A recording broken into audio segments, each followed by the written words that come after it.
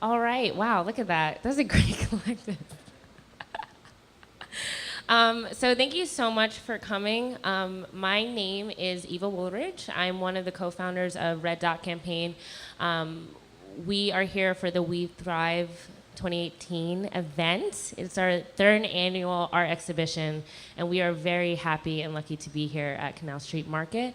We're partnered with, yeah. We're partnered with HMN Creative. They're a Humana group, and they're absolutely wonderful.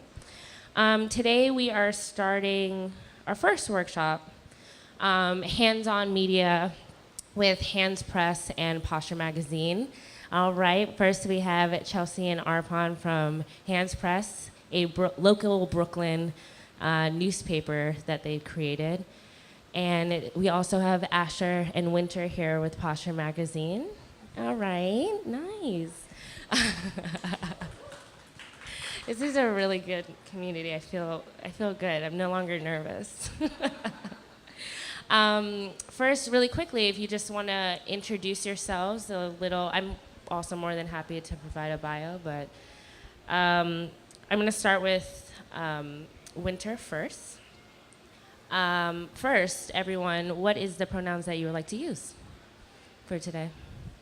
They, them. Awesome. Think your mic on? There it is. He, they. He, they. Awesome. He. She. Awesome. And mine is she as well.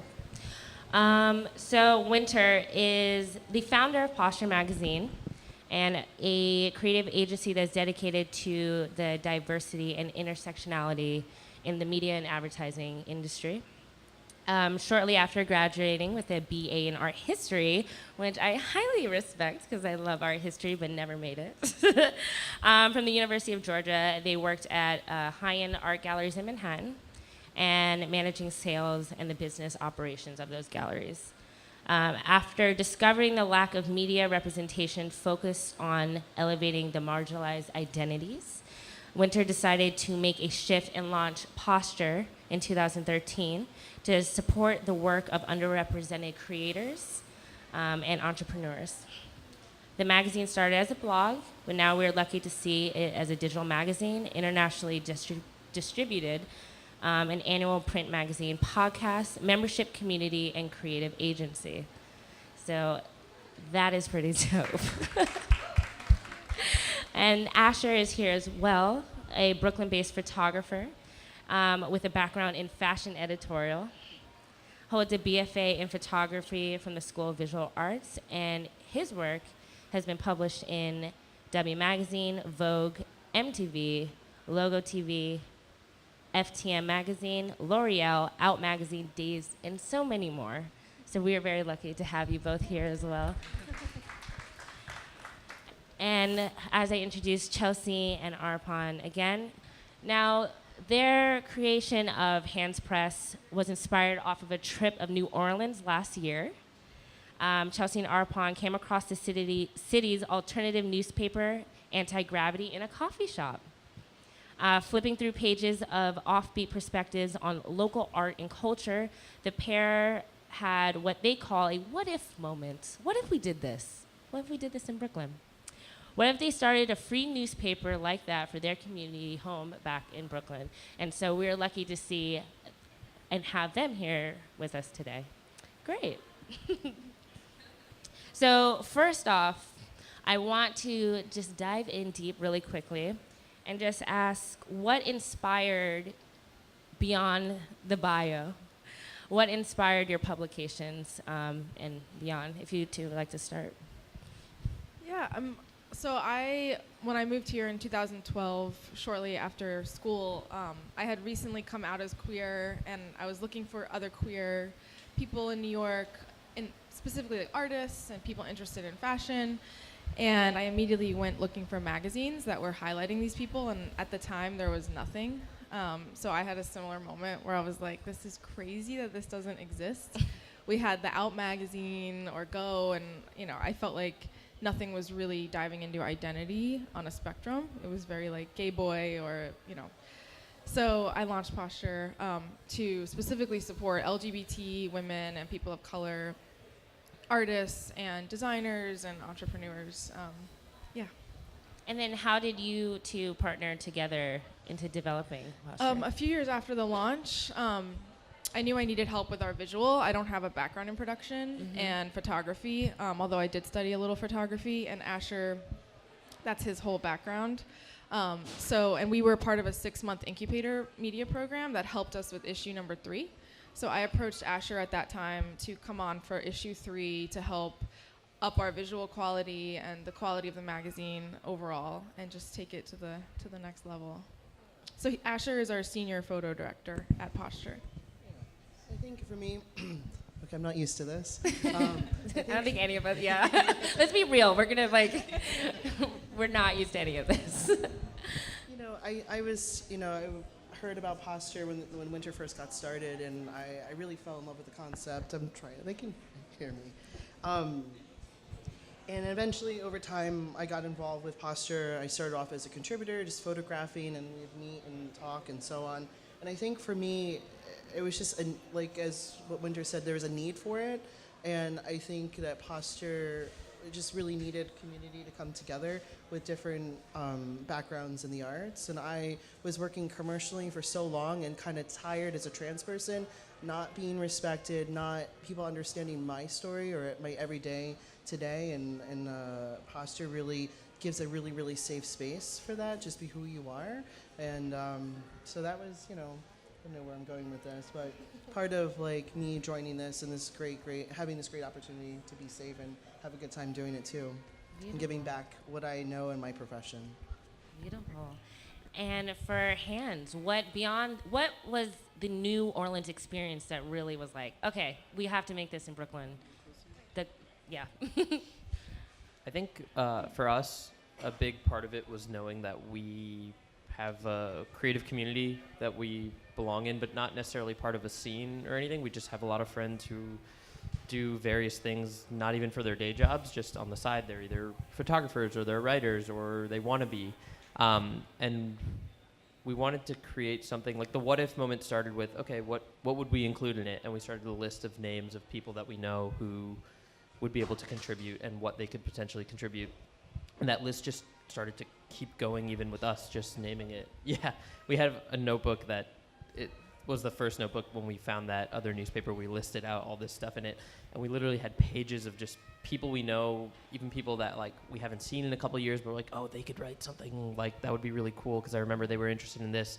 And so eventually what Hands, or I guess what it's becoming, is kind of a place for people, everyday people who don't necessarily write professionally or photograph professionally, but have always wanted to publish their work, to just have an outlet.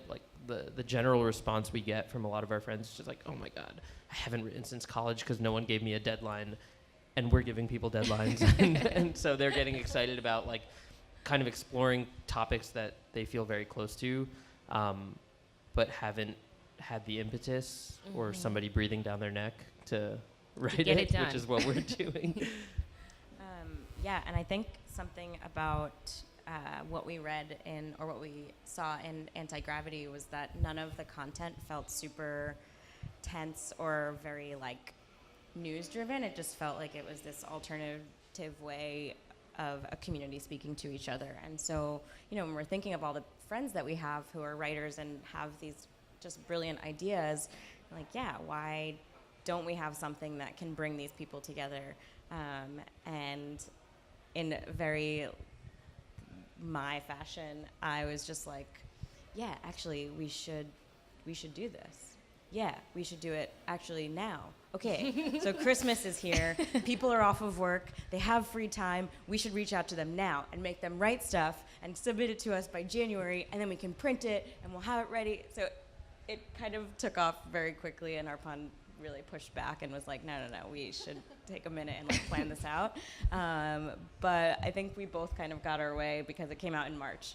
So from December to just kind of running at full speed of emailing people hey, would you guys be interested in this? Would you be willing? Can you throw us a draft? Can you send us some work?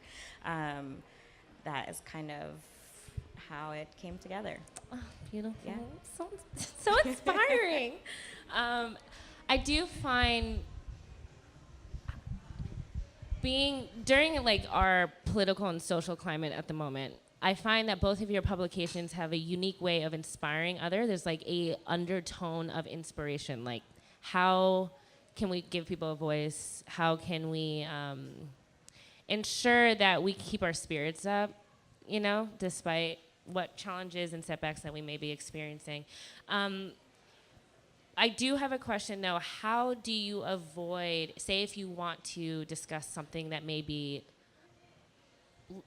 I don't want to say controversial, but like may lead to a big conversation starter. That's how do you avoid the concept of like citizen blogging, like the idea of how can we get artists and writers to contribute without being too opinionated, without guiding them with information that will be have a aggressive response, let's say. Does that make sense? Sounds good?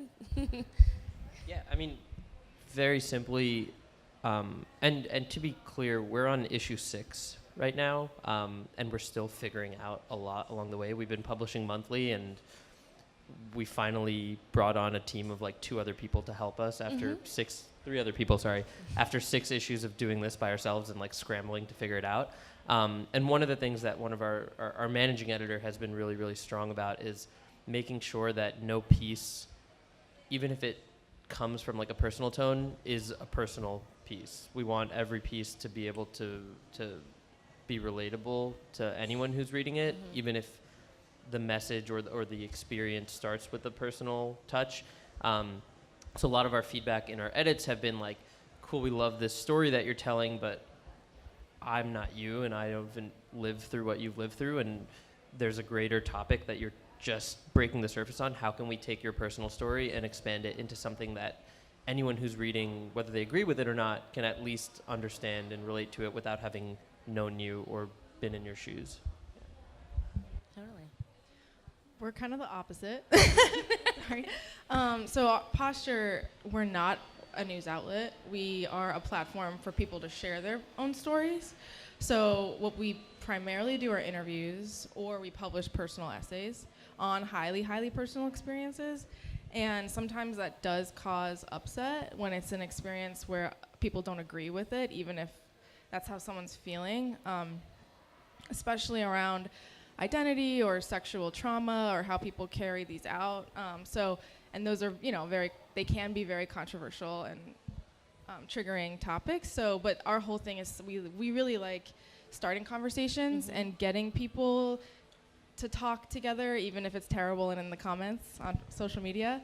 And we really like seeing that. And luckily, people we don't see a lot of trolls and nasty. It is people really having deep discussions on important things. So that's, I think, to answer your question, I mean, we don't really filter people, and I think that's a great thing about being an independent publication, is that we can let people say whatever they want to say. We have no men on top being like, this isn't safe for, someone's gonna get offended. If we publish articles about white mediocrity, and we love that, that's what we're all about, is letting people tell their own experience and thoughts. Awesome. Would you like to add? No? Alrighty. So specifically with Posture, you touched on it a little bit, but you start off as a blog, as we know, and now you have a publication, you started a podcast, you have events. So can you recall the moment that led you to decide that next step, let's go beyond a publication, how can we expand? Can our message reach different channels? Yeah, definitely. And go. One of the number one answers is money to that question. It's really hard to financially sustain a magazine right now. Advertising dollars basically don't exist in the indie realm, so you really have to find other ways to make that money so that you can afford to do production. And I was kind of self-funding the magazine for a long time, or doing small runs, and then those sales would pay for the next one, but it was very small, on a small scale. So as a team over the past number of years, we have grown an amazing network of creatives who a lot of times don't get jobs in the ad world or whatever because of how they look or how they identify. But we're doing larger productions, so we decided to start offering our services to brands as a way to have more money on the side to put back into the magazine. So that was a really big decision that we made last fall, like not even a year ago. And that has been a really great decision for us and a really great thing for brands who weren't sure how to tap into these communities, or they don't know how to ask, or they're kind of scared, but they're like a bunch of straight white dads in a room together, and they're like, we know we need to be different, but we don't know how. So we're kind of like poking them to pay, hire queer and trans people. So yeah, that was one thing. And the podcast we wanted to do forever. Cool. And basically we started as a print publication and a blog, but we wanted to get in the more digital space because that is the future. It is. And so we just released the podcast. It's been a couple months maybe, and it's doing really well. People love it. People are responding really well to it. It's a podcast called Relevant that features all queer artists in conversations. It's great. So yeah, that was it. It's just us figuring out really a business model for how independent media can be sustainable and profitable, even if it's a company that has a mission like supporting underrepresented creatives, to really have a place in the media and advertising worlds and show that it can be a profitable company is a big statement, I think. I think too, it's also about us creating jobs, right? As Winter touched upon, about certain people wouldn't get jobs based on their gender identity or how they look, and I think it's really important for us. And part of the big part of the business plan of Posture is just keep building our networks and keep raising up and keep elevating each other. Amazing. And as you mentioned at Hands, this is a new publication, but you're already on issue 6. So you have a few under your belt. What challenges have you experienced being a new publication, and how do you think you overcame that without losing your heads over it?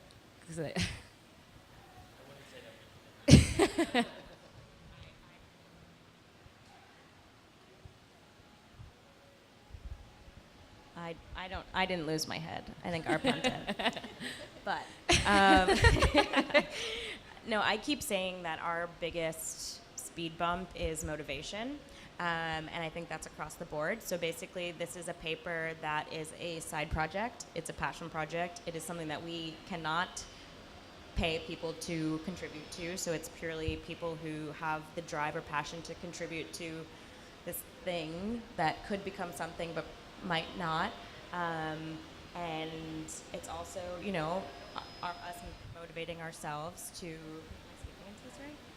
Motivating our. You guys hear me? It's us motivating ourselves to. I'm very loud. To consistently create the same quality of product and keep improving and getting better month after month. And then that includes staying on top of people. It includes making sure that we're answering emails in time. It's creating our own timelines. It's making sure that when we tell you the deadline is the 15th and you don't respond on the 15th and you don't respond on the 20th and we're still waiting for the 25th, that we're constantly on top of you and but we also have to be patient with understanding that you guys are doing this for us as a favor almost. So we can't. It's a give and take for sure. But again, just making sure that everybody's staying motivated and that we're keeping our sights set on the reality that what we're doing is something that's just supposed to be fun and feel good. Not all the stuff that's in it is always going to be feel good. We've had some pieces that are a little bit more morose or sadder or not all cheery happiness, but it's more of just the pleasure that you would get from putting your work into something that's going to be printed and taken away from 200 copies or whatever we're running. So that's 200 people who are seeing your work and beyond. So yeah, I think motivation is probably our biggest hurdle that we're working through. I mean, that's part of why we brought on a team to light the fire under our butts. So, yeah. No, yeah, I'm sorry. It's just No, like keep that. feedback. This is good. No, this I is don't wanna set. break everyone's We ears will out. share. Awesome. Oh, I lost what I was going to say. um, damn. I really had something in my head, but I totally forgot it. No, either way. I guess my next question would be for someone who's trying to make their own publication. You said one obstacle is motivation. Being that you've been in the game for a few years now, correct? How did you continue to stay motivated? How did you say, because I'm sure we all have projects where we're kind of like, this was a great idea, we're gonna kill this shit, let's continue, push, and then like a couple weeks, I don't know, I'm tired. I don't feel like Or going like to this. you have a bad week at work. And Yeah, you're it just was like, I don't, can't even. I have my own deadline. Yeah. I'm not gonna reach it though. How did you avoid that? Or did you face that often? Did you have those days and you're just like, you know what, my self-care is more important? And then how did you continue to push yourself so it didn't, this idea, this dream just didn't disappear? Yeah, I struggle with that a lot. There are bad months sometimes at a time where I'm like, so everything, it's just the hardest thing in the world to keep going and to build a company with just help from the community and no seed funding, limited resources, self-funding. It's really, really challenging. For me, I definitely allow myself to take time if I need it. If I'm feeling like I can't go on, then I'm like, take a week and do kind of the minimum. And the emails can wait, people can wait. And sometimes I push deadlines and I'm like, is this life or death? Are people gonna die if the magazine is a week late? You know, I'm like, no, they're not. But it's gonna add 10 years to my life, so I'm gonna do that. So just kind of, yeah, like being a little forgiving. We definitely have structure and deadlines, but knowing that like health is more important and other things are more important. Yeah, I also power through just because of the response we get. That really helps, like from who we're able to pay and jobs we're making, makes me feel really good. And we've only just gotten there. Same with you all, like we were doing volunteer work and it was hard. And like, so starting to make a little revenue and pay people well is like the best feeling. So that's motivating me, is to also like look around a set and it's for like a corporate client, but the people on set are like, you know, we're all like the queerdos or people of color running production companies, and it's kind of just like, it just feels so good, and that's what motivates me. And like, I feel that there really is a need for it. We meet with a lot of primarily women who work at ad agencies who have so many horror stories of misogyny and sexual harassment and microaggressions, and I think we're like, we just really want to come in the industry hard and bring up more awareness to that and be an alternative to that. So just the mission keeps me going. I mean, Winter's our captain, and I like to send little birdie and chirps in your ears and reminds you all the time of the hard work and the many years we've put into this and the scale that we're at, like visually, and the content is so matches, like everything is hand in hand. So I'm like, kind of like, nope, let's keep going. Come on, let's keep going. It's good to have a team, for sure. Yeah, for sure. But you know, just to I think it's important to look back at all the awesomeness that you've done. Six scenes. Yeah, and just like reflect and remind yourself all this hard work and just keep going. That's kind of how we do at Posture. We have our moments, we have our drinks, for sure.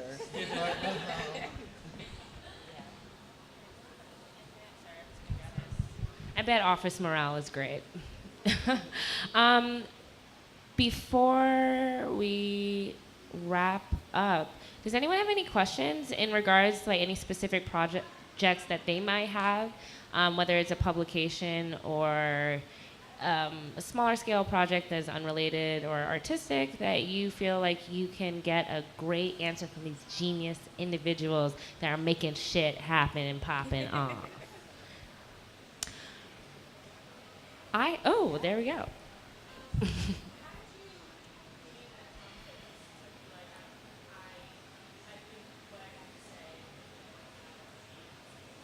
So really quickly, Nick said, how did you gain the confidence to, wait, I forgot. Yeah. Yeah, totally. I was trying to be the mic for, Yeah. and I But forgot. you have to so- remember which. Totally. You know what? I too am learning, you know? Okay. Yeah, that's a really good question. I think probably you guys would have a better response for this because our confidence was We didn't like, have the confidence. We just were like, well, literally, it was like there's nothing to lose. Like, Yeah. if nobody takes any copies of any of these issues, we just threw away however much money we put into printing them. something to lose. But what is money, really? So yeah, I think that also for us, and I guess for you, I don't want to speak for you guys. I'm sorry. We're not publishing our words. It's not just like all the stuff that Arpan and I write. Very infrequently are we putting in our contributions. It's other people's work. So I guess the confidence came from like the awesomeness that we saw of what people were contributing to us and being like, this is actually awesome. I think that even if there's nothing that people take away from this other than like, this looks really nice, like I'm glad that these people are doing this. And I think Chelsea touched on it earlier where she said, let's just do it. I was very much like, we should have 4 issues planned out before we even try to publish one. And I think just jumping in with both feet, and we wrote this in our first editor's note, which was basically like, we don't know what this is. We're just going to do it, and we're going to see how it changes along the way. And rather than starting with an identity and trying to fit all our contributions into that identity, we decided let's just collect contributions and see what identity forms from it. So we're on issue 6 and we still don't really have an identity, you know, we're like still figuring that out. And I think each issue is progressing forward, and that's both in the content that's being contributed and also how we're putting it together. Like issue 6 was the first issue that it wasn't just the 2 of us. We had 3 editors come on board, one who comes from The Guardian and actually works in newspaper business. So like, we're figuring it out from the front end and the back end every issue that we go. But the most important thing was that we just started to do it. Oh, can I just add one more thing really quickly? Just because it's a community-based publication, part of the confidence came from the realization that this doesn't exist. Like, there is no other voice. So, like, there's a million people who are just regular, average people. So it's going to speak to somebody. So I think that's also kind of where we got our confidence from. Being that you are like a new newspaper publication, and right now we're in a state where digital is like taking over. It's been here, it's only going to advance. Do you feel a little nervous having a mission that is like, we are print? Like, do you feel, this may be like an intense conversation possibly, but realistically, newspapers are, they say Dying. Yeah, perfect tone for that. But at the same time, there is a sense of like nostalgia when we can physically hold a publication, whether it's a newspaper, whether it's a magazine. Do you truly feel like it's gonna die, or do you feel like they're gonna be like maybe more so of a luxury rare item where you can, have on the coffee table? And do you think there's more money being put into keeping it alive for that nostalgic feel? You guys want to take that? I think print's, I don't think print's dying at all, but it is changing. And I think that the part of the reason our business model shifted was because our print component is so crucial to the Posture brand, and people really want that. And even though like people aren't investing in print, talent cares more. Like people and talent care more about print, so that we're in this like weird value system. But it's definitely not the money driver for Posture. It's something that we actually like break even on, and we don't expect to make revenue from. But it builds brand awareness and does give something that people can really relate to Posture with and hold. So that's important for us. And I think that's where more and more brands are going. Print magazines always have another like way they're making money. They're never making money from the print. So Yeah, I think that there's going to be always a space for it. I think we're just obviously in this transition at this moment. I think that what's going to happen, we're watching like a lot of like publications like Hearst and Connie of publications folding slowly, and they're figuring out what they're doing on their end. Like Nylon went all digital and so on. But I think that what's going to happen and who survives, and it's going to be the ante up of the quality. It's going to have to really come through, and I think that's where print's going at this moment. I mean, even if you look at Rolling Stone, I think they paused print for a little bit. They're back now. Their stock quality is so high because they realize that people want coffee table-esque magazines. They don't want magazines they can fold up and swap flies with anymore. So. And I mean, they have also Rolling Stone magazine has such a powerful. Jodie Peckman is their creative director, and she's a powerhouse of a woman, and I know she's really steering that. So I would like to actually see what they're going to do.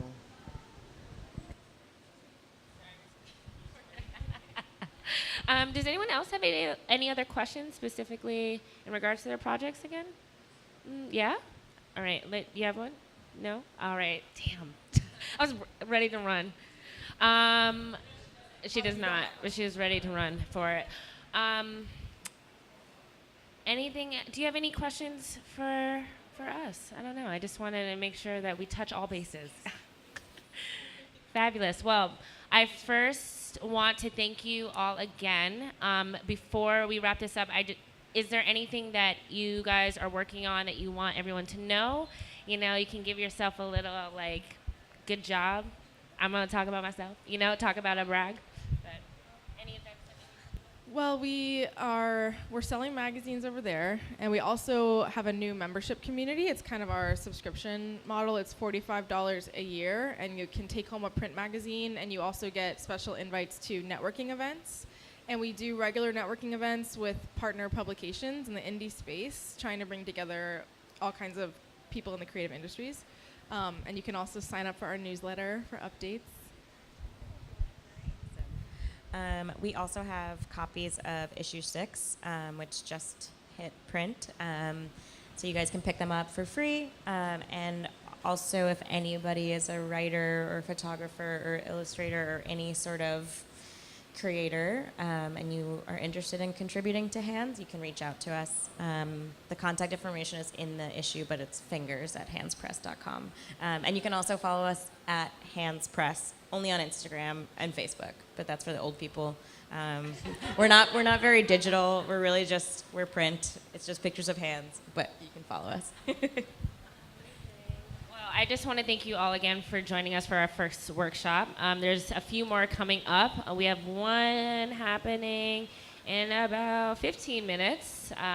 So get ready for that. You guys can stick around, hang out. But thank you, Chelsea, Arpan, Asher, and Winter. Yeah, thank you. Thank you. contributing. And thank you, Great. Red Dot.